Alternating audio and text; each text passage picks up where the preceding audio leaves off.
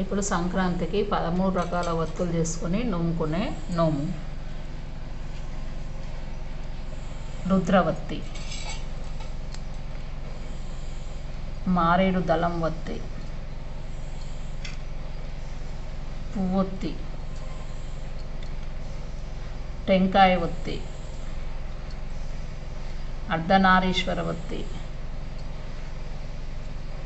రామవత్తి, డమరుకం వత్తి, ఆవుతోక వత్తి, ఇది 9 పోగుల వత్తి, ఇది 5 పోగుల వత్తి,